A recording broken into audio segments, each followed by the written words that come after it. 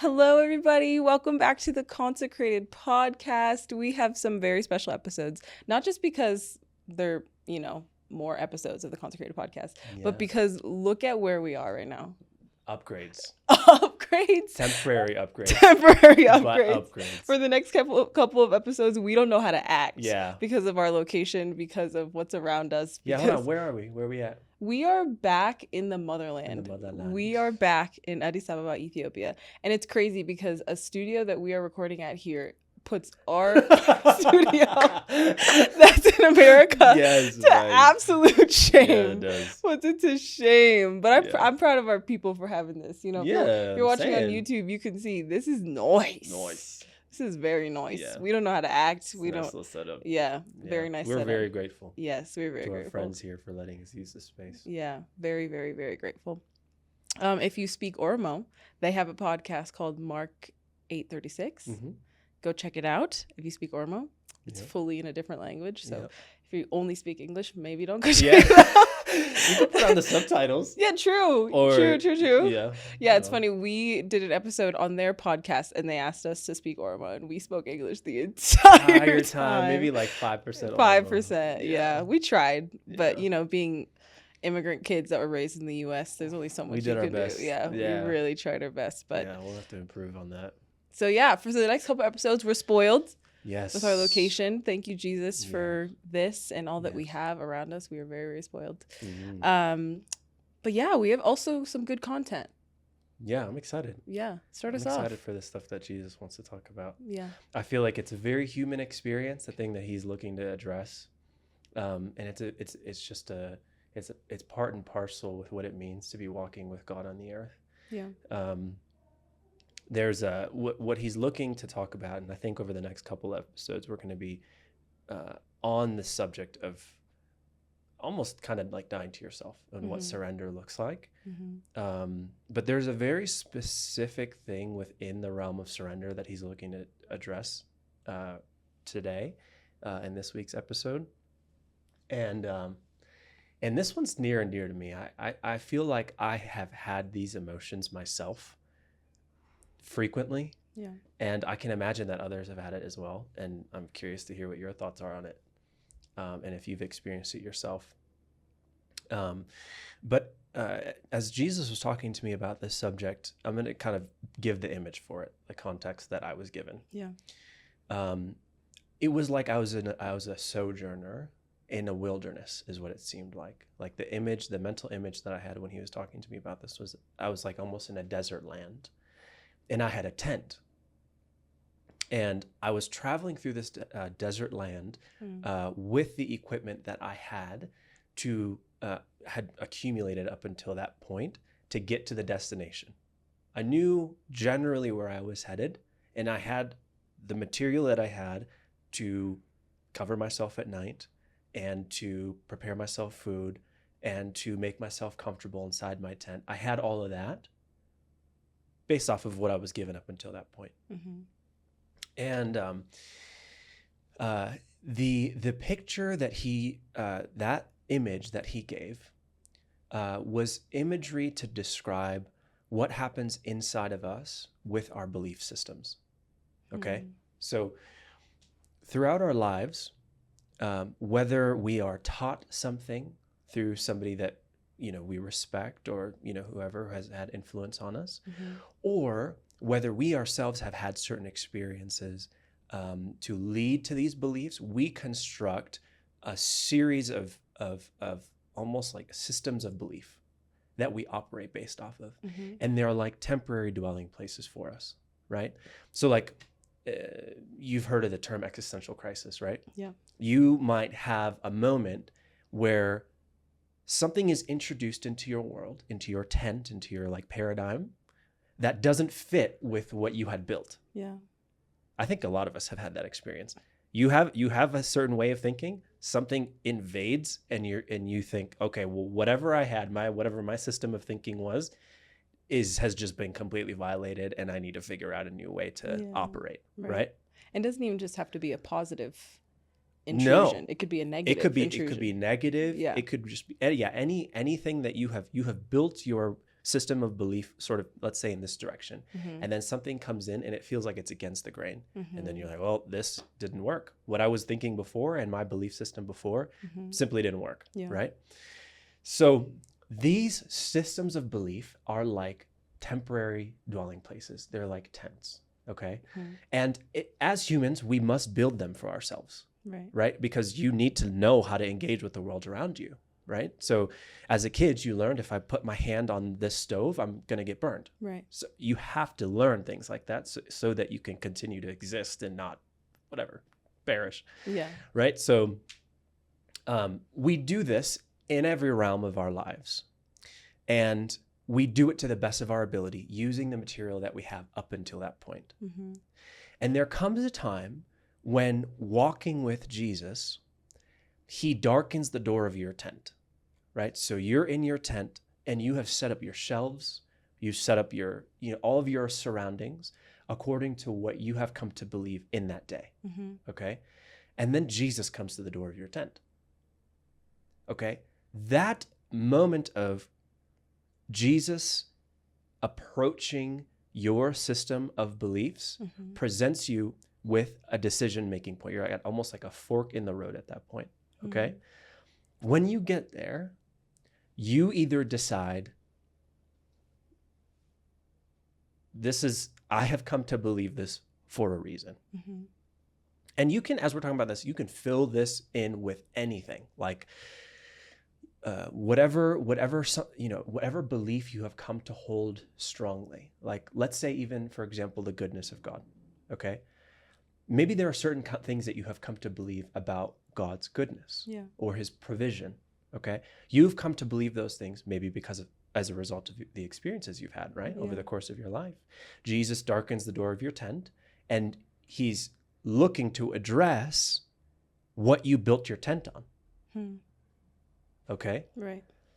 So you have, in that moment, the opportunity to either collapse your tent, pack up camp, and lay down some of the materials that you had accumulated on your, journey to that specific point, and then walk with him to the next point, which will be built using slightly different materials. Your mode of operating will be slightly different. The way that you engage with God or whatever the system of belief was, the way that you engage the world through that lens will be different. Yeah. So let's say in the, mapping it back to the analogy, the materials of the tent that you build will be different. So what Jesus, I believe, wants to address is two things. The first is that experience of him coming to the door of your tent, darkening the door of your tent, and poking on something that you've come to believe is a consistent experience walking with him. Yeah. Like that happens, like that is part of what it means to walk with God. Yeah. You've come with your operating like mode of understanding, and you may have worked hard to build your little tent according to what you've learned to protect yourself from certain elements, whatever it is. Right. And you will be forced repeatedly to reassess, look around your tent, say, this isn't working anymore, pack it up, and say, because you've come to this door again, I'm going to pack up my tent, and with you, I'll go to the next place. Yeah. That happens like, it's almost not never. How do I say it? It's always happening. It's never not happening. Yeah. Double negatives that go crazy. Yeah, but that's tough. Yeah. So I think he's looking to encourage us that, if you find yourself in the emotional kind of turmoil of having to pack up tent again, understand that is what it means to walk with him. Yeah. In fact, there's we were talking about this verse recently. Actually, it was on the other podcast that you mentioned, Mark 8:36. I was gonna read that today. No way. Yeah, on the next episode, I was gonna read that today. Okay, awesome. Well, triple whammy. Well, I guess the Lord has us sitting in this one. So this is 2 Corinthians Oh, never mind. Oh. I was not going to read that. I thought you were talking about Mark 8:36. Oh, no. That's a good one too, but this one is 2 Corinthians 4 3 starting in verse 18. That's actually only verse 18. Paul says, "And we all with unveiled face, beholding the glory of the Lord, are being transformed into the same image from one degree of glory to another. For this comes from the Lord who is spirit." Okay, so let's go back to the image for a second. I was sojourning. I was on a pilgrimage. Right. Okay. When you're sojourning, or when you're on a pilgrimage, or when you're on a journey, you in your mind know that every place that I stop is going to be a temporary place to stop. Yeah. Okay. You're not stopping along the way thinking you're going to remain there. And I think it's important for us to understand that is very, very much a parallel to what it means to walk with God. We are on a pilgrimage and we are sojourning. It is a spiritual pilgrimage that we're on. Right. And we come from one degree of glory to the next as we behold the face of the one who has darkened the door of our tent. Okay, so this is simply what it means to walk with God. Yeah. I'm a vessel that's being formed is another way to think about it. So this kind of turmoil that you might feel when you're these kind of sometimes deep and foundational belief systems that you've built are being challenged, you have to understand that this is our life. Yeah. That we are constantly being transformed into the same image, into his image, from one degree of glory to the next. So I think that's the first thing that he's looking to communicate. This is just a part of the process. Yeah. And you're going to have to pack up tent commonly, Right. frequently. Okay. So and just to put the pack up tent analogy into real words. Yeah. You're going to have to, beliefs you have will be challenged frequently. Yes. Basically, is Yes. what you're communicating. Yes. Of things that you once thought were, you were going one way and operating in one way, and then Jesus comes and interrupts those beliefs and teaches you, and you have to choose to yield to them, and teaches you a healthier belief system. Yeah. But in that process, it's a triggering process, right? It can be painful sometimes. Yeah. It can be, things come up, you don't realize insecurities that you had about yourself or false beliefs that you have. It's sometimes it kind of feels like he's holding a mirror up to you and showing you, oh, I didn't even know that was there. I didn't even know that I thought about myself in that way. Totally. And it can be a triggering process. Yes. But basically, for the people who aren't as image driven, whenever he says pack of tent, you're talking about changing beliefs. Yes. Jesus addressing negative beliefs or unhealthy beliefs. Yes. Surrendering things that you had come to believe up until that point. Yeah. Because of the things that you'd experienced. And what I love about Jesus's heart in all of this is what he was emphasizing was the validity of the experiences that we have had that have brought us to the point that we're in. As I was, with him in this kind of sitting and meditating on this with him, he did not have the tone of, up, quick, let's go. What are you doing? Why are you, he was not harsh or impatient. He was not frustrated even. Mm-hmm. He was very much understanding, knowing the experience that led to the belief that I was sitting in at the time, that had constructed the tent that I was under. Mm-hmm. Like he was very understanding, and he was very empathetic, and like it was almost as though he was reminding me, these beliefs, they came from somewhere. Yeah. They didn't just like materialize out of nowhere. Yeah. They happen. They're here because they were produced by something that somebody taught you, or some experience you had directly that caused you to believe this thing. You're not crazy for believing that. But this is number 2 now. I'm asking you to disagree with yourself. Okay? Yeah. So this was the first thing that he said, was we need to learn to become okay with disagreeing with ourselves. You as you come to believe something, might begin to wrap yourself around that thing, right? Yeah.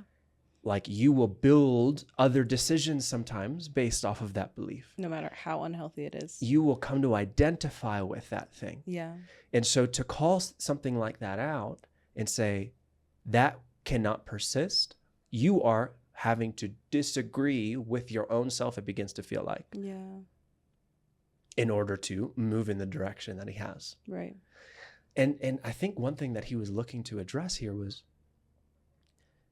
when you do that, sometimes it can feel as though you're betraying yourself, isn't it? Mm-hmm. Like, to his point, I believed this because I experienced something that caused me to believe it, isn't it? Right. So now I'm supposed to tell myself, hey, actually, what you experienced and all that came from that, you need to stop. Forego that. You need to set that aside. Yeah. And go with this man who is telling you to pack up and keep moving. Yeah. That can feel like a deeply, almost like self-betraying kind of action. Yeah. You're denying yourself. You are denying yourself by doing that. Yeah. I can think of a very prime example of this. Okay. It's only fresh in my mind because we just recorded the episode of Fear of the Future and like being afraid of what's coming. And very clearly, like, this was exactly what happened to me when the Lord first started to address this fear of my future, and I have to have it all together, and I'm the one in control, and I'm the one that has to have it all together. When he first started to address it in me, the main belief that it was built on for me was that if I don't come through for myself, no one else will come through for me. Mm-hmm. And so the Lord was asking me to let go of that. Well, and you learned that somewhere. I that's what I'm saying. I look back at my life and I'm like, but my whole life, he's let me believe that I've come through for myself all this time. You know, I'm the one that made myself do good at school. I'm the one that got myself to this point. Like, I had built a belief. I had built my life around this belief of I come through for myself. And if I don't come through for myself, no one else will. So when he first started to poke on that, and it was blaringly obvious that that was a super unhealthy belief that I'd built myself around, I had to choose to deny the very belief that I had built my whole life around. And it was completely opposite. To be like, okay, I'm going to let go of this and choose to believe that you will come through for me. And that was a shelter that you had provided yourself, wasn't it? Yeah. It's like you had shaped this thing to protect yourself. Exactly. And you were probably making decisions based off of that belief, right? Yeah. Had probably made a series of decisions. Right. Jesus comes to you and says, hey, we need to let this go. And you're basically taking a hammer to this that you have built over years, probably, right? 20-something years. Yeah, and you're sitting there on the ground and you're kind of holding the pieces of this before him, and you're like, well, I don't really know how else to operate, right? You know, right? And the beauty of it is, he's actually sitting on the ground holding those pieces with you, you know, because you're sifting through, how do I even move forward without this? Right. I don't even really know how to operate without this kind of understanding, right? And he's sitting there saying, there is a different reality that I am making available to you. And I understand that you taking a step out of this is a step of faith, because you don't maybe personally know that reality yet. And you're just doing it based off of what I'm telling you. You're taking me at my word. And I'm sitting here with you with the shattered pieces of this previous paradigm that you were holding that was pretending to protect you and keep you safe. And I'm showing you, actually, it's not really doing that anymore. It actually never really was doing that. Right. And it's time for us to mature. Right. It's time for us to move forward from this. Yeah. And it is when, as you're there and you're like, you know, sometimes when you're waking up and you're like, your eyes are adjusting to the room, like the paradigm is shifting, like he's there, he's right there. And he's holding your hand as you kind of, this move materializes from the one paradigm into the next one, you know? Sorry, I cut you off, but this was your, it sounds like this was your experience of your shelter. Yeah. Like you had almost created a shelter for yourself. Yeah. By the belief of, I take care of myself. Right.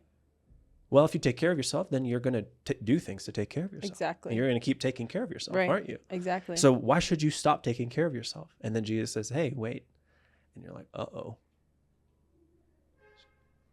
Yeah. Now what? Yeah. It's a crossroads. Yeah. I could have chosen to keep living and operating that way and believing that I was coming through for myself. Yeah. Or I could have chosen to take Jesus at his word. Yes. And taken the scarier step and Yeah. be like, okay. Yeah. But the thing is, when I was operating in that mindset, I was also robbing myself from the opportunity of seeing the Lord come through for me. Because if I kept on doing it for myself and was like, yeah, this is me, it's all me, I'm not giving any space for even for that lie to be challenged. Right. Because I'm built in this secure little tent. Right. And I just keep feeding myself. And it's like a never-ending cycle where it just keeps feeding itself. And then if I don't allow the Lord to interrupt me and break through, then you just keep going in the same circles again and again and again. Right. Yeah. And that's it is the reality of that is you could have stayed there. Yeah, 100%. Like you didn't have to keep moving. Mm-hmm. And this is kind of going back to that subject of surrender. It is a moment of decision every time. Exactly. Like every time he darkens the door, you have to choose again. Mm-hmm. Paul said, I die daily. Every day I die. Yeah. That you must choose day after day to lay down and pick up, right? Mm-hmm. Lay down and then pick up. Lay down and pick up. If you had chosen to remain, though, in your temporary dwelling that you had built for yourself, this little dome, this little like dome of plastic or clay or whatever, right. you know? Plastic. Yeah. Facade. He's not going to force you out of that. Yeah. But you are not going to live you're not headed in the direction that he has for you. Let me say it like that. Because if you're on a pilgrimage, if you're on a journey, if you're sojourning, you must keep moving. Right. Isn't it? It's not going to work if you stay where you were. Yeah. So it's okay. The first thing, it is okay to feel like, oh man, this is tumultuous. I am being asked to lay down something that is very difficult. That's okay. Mm-hmm. You got there because of certain experiences. Mm-hmm. Experiences brought you there. Okay. 2, this is a walk of learning to become good at disagreeing with yourself. Mm-hmm. So after those 2 things, we kind of got into so essentially how to get good at that. Like anything, the more you pack up tent, the faster it'll be. Mm-hmm. Sometimes there are things that he addresses that are a little bit bigger. Maybe you created a larger tent. Massive tent. Takes a little bit longer to tent with separate rooms. Yeah. You had made it comfortable. I don't know if Mm-hmm. you've ever seen those like old time movies where they have like they would go to war, they'd send their kings to war, and everyone lived in a tent, but the king's tent was like so decked out. Have you ever seen those movies? No. Oh my gosh. It was like a hotel in a tent. It was Really? crazy. I didn't know you could make a tent like that. Yeah. But you could have something like that where it's like so deep that to tear down that tent, you're spending like some time. Yeah. But the point is, you get better at tearing down the more you do it, right? Yeah. But what can we do to make it easier for us to tear down as we're getting better? Is there anything that I can do when these moments of decision come to me so that my heart is more prepared, it's more ready to give him my yes without having to wrestle with him at the door of the tent for a while? Yeah. Okay, so 2 things also on this. The first is when you erect tents, when you build the tent itself, Mm-hmm. and this is kind of a nuanced thing and hard to like put your finger on, but let me kind of paint the picture and we can get more kind of deeper into it. People listening probably think that you're the biggest camper ever. LOL. You barely camp. I think I've camped twice in your whole life. In my whole life. In your 30 years. I'm honestly really proud that even I've done 2 times of camping. Like that's amazing. The last time I went camping, I like got a whole tent. Like I got the sleeping the pad. the I remember pillow. you were so Oh my excited gosh. about it. Oh, you were there. Yes. Oh, I got the whole set. No, I don't even think I was there. I think you called me because you were so excited about the sleeping pad. It was amazing. I have not used it since. The sleeping I pad. used it one time. I have not gone to camping since. Now other people borrow it. They're No, like, I I was know gonna you're say not that. using it. Yeah, I was gonna so say can I that. use it? I don't even know where it's at this point.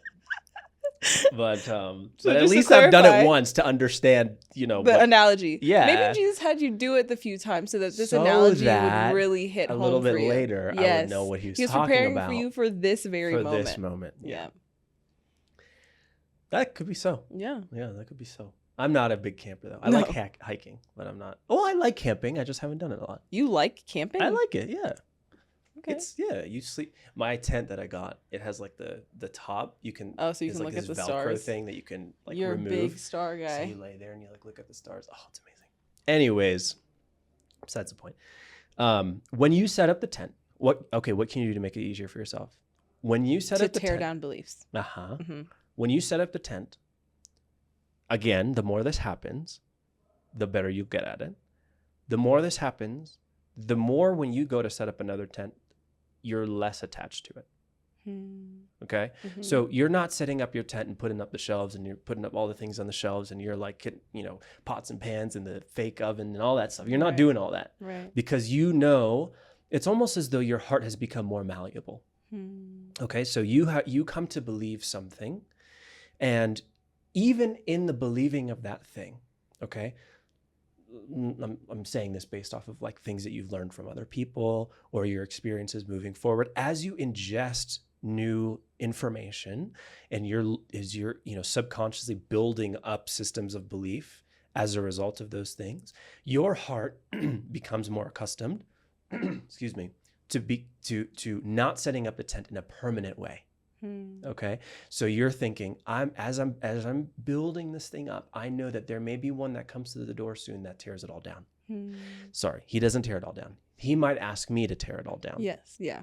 And because I'm surrendered to him, that means I'm going to be tearing this down probably soon.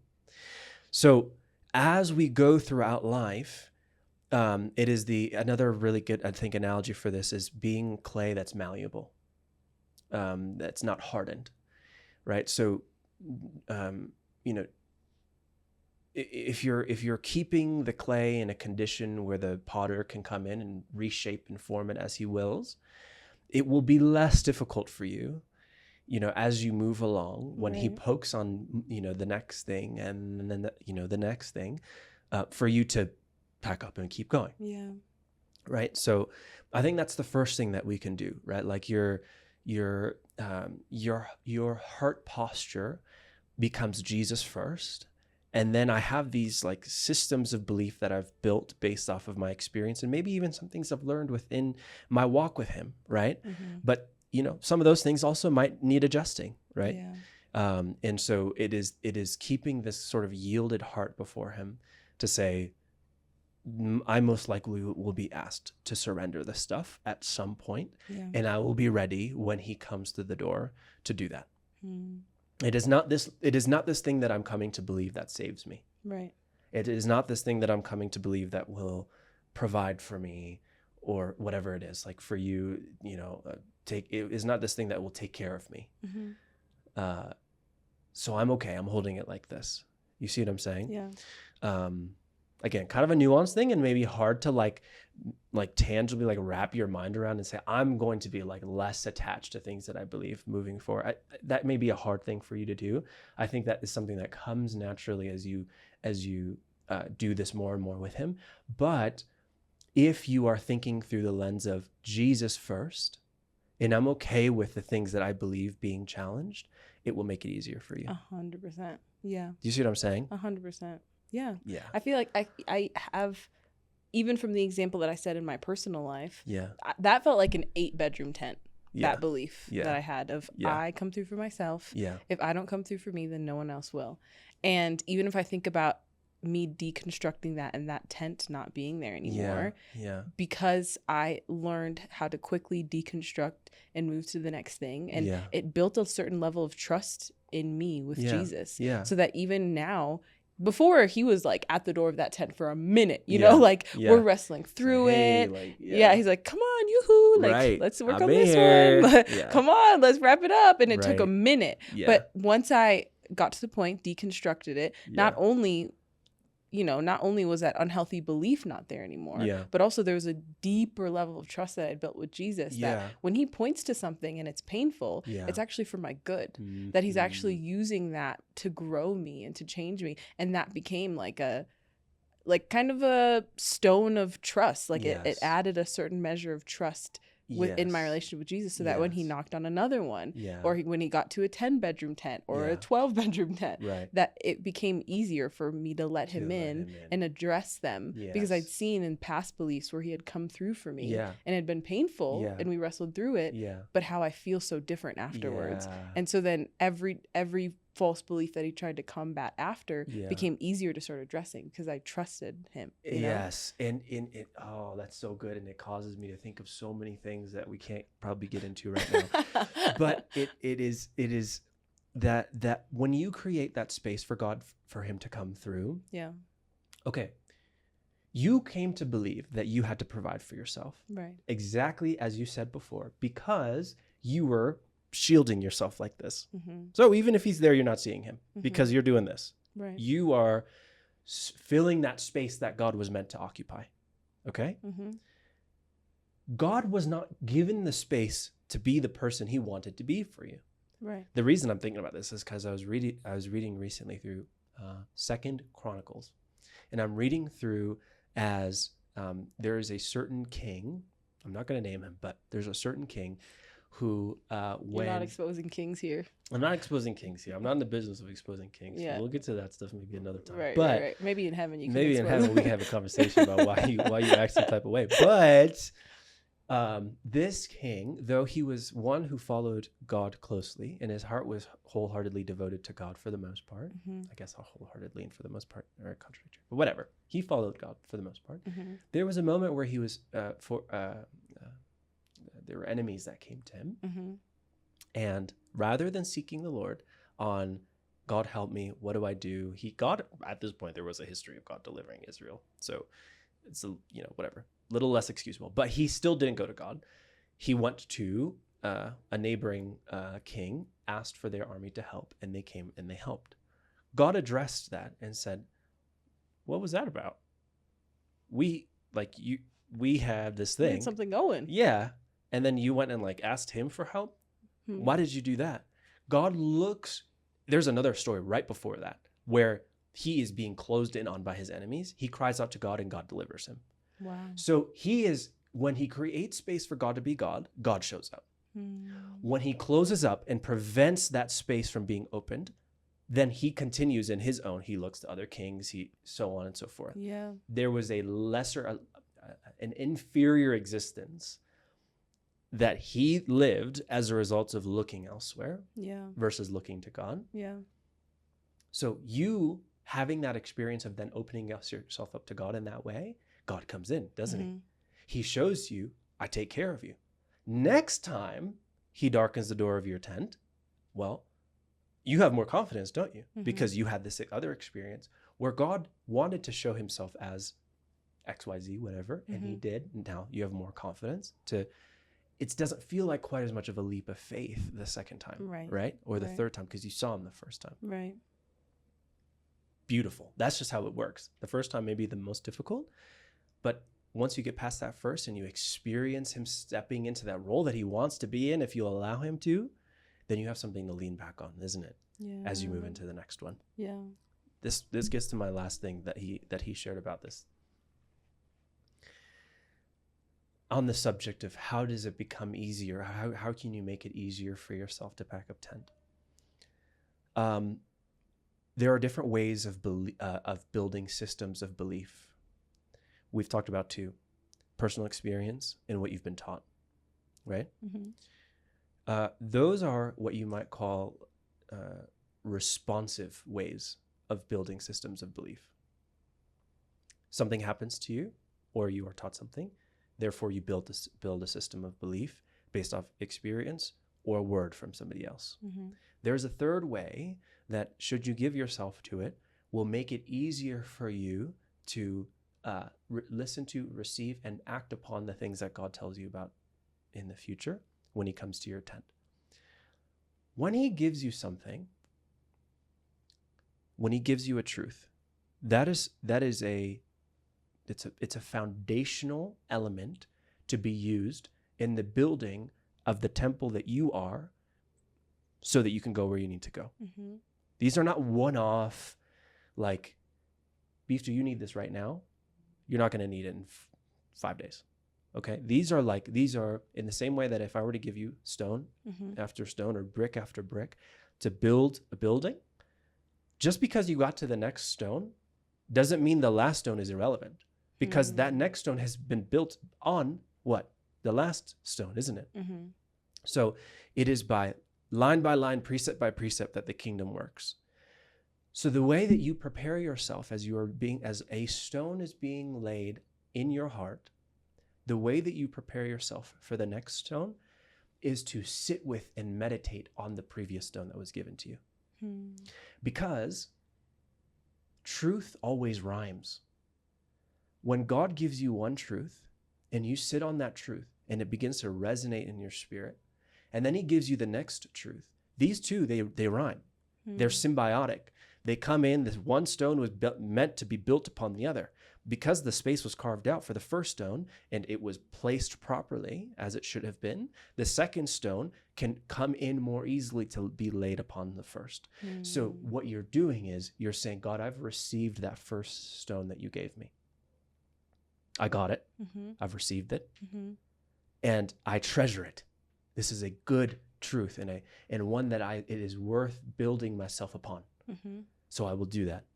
So you clear the way in your heart and you sit and you meditate on that thing for you. That God is the one that takes care of you. You sit with that and you meditate on that. You say, God, I thank you that you're a provider, and you build out that tree. You see what I'm saying? You follow all those paths. Yeah. Now that stone, you've been polishing it. You're polishing it. It's like glowing now. It's had a place to be landed in you. Okay. Because that thing was now prioritized, and because of the honor that you showed to the last thing that he gave you, the next one that comes in has a place to land. So it becomes, rather than a responsive way or a reactive way of building a system of belief, it's one that is closely tied in with the master architect or the master builder, right? So you're paying close attention to stone by stone because he's got a blueprint that he's building based off of. Yeah. He arrived at your tent when he was knocking that day to talk to you about, hey, you don't take care of yourself, because he had a blueprint. And that was the time to be addressing that, because there were other things that were going to be coming, and those things couldn't come until that one was laid. Right? So you being in close coordination with the master architect, having received that stone and treated it with the honor that it was due, have created for yourself a place for the next one to land. So it almost becomes like this magnetic pull that happens. You get one, you treat it well, you get the next. You treat that next one well, you get the next. And then you're almost like you can picture like the ground floor of your tent, bit by bit, is being built out by truths coming from Jesus rather than from your experience. And then something cool happens. After that, your truth, which you believe, begins to shape your experience. And then it happens the other way. So rather than you taking stones from your experience and building the ground floor of your tent, the ground floor of your tent has now been built based off of the way that Jesus looked at you when he came to your tent. Yeah. The affection that you saw in his eyes. Yeah. And that blew dust off the floor of your tent, and it called to question all the things that you believed before.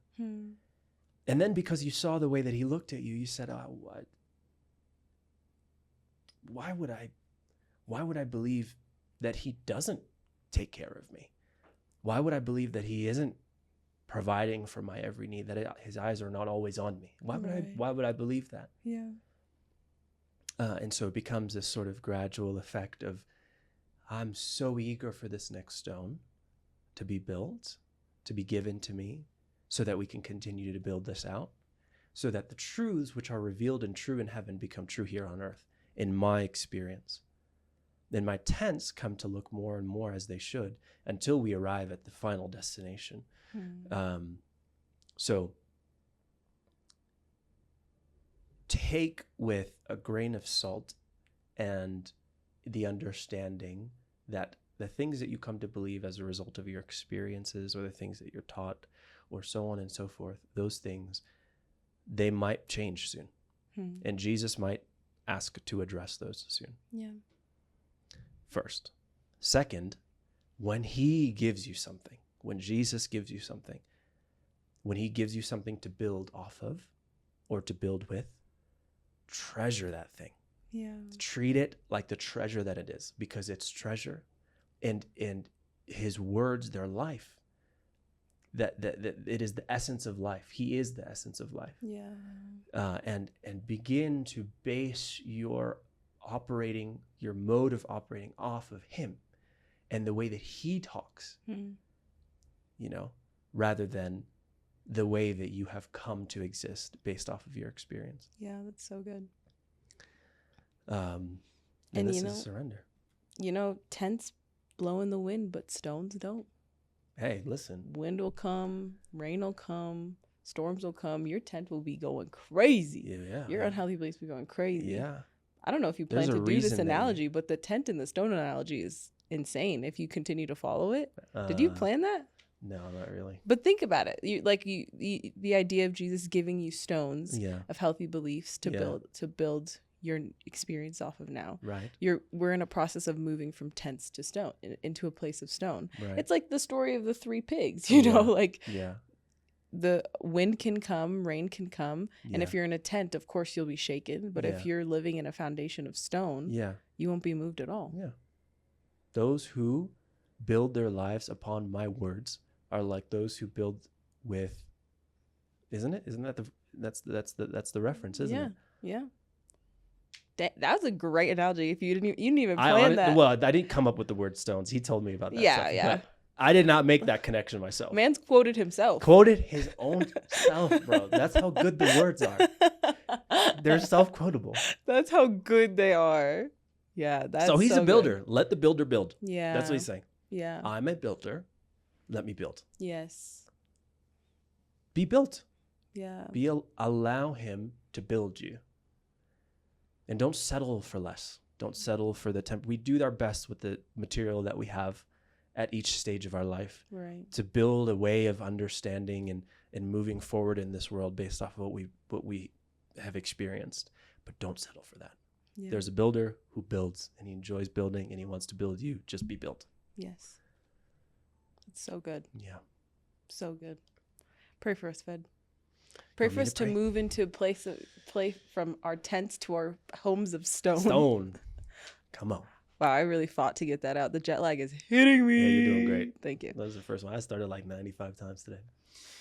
Jesus, thank you for this pilgrimage that you are on with us. Thank you that we're not on the pilgrimage alone.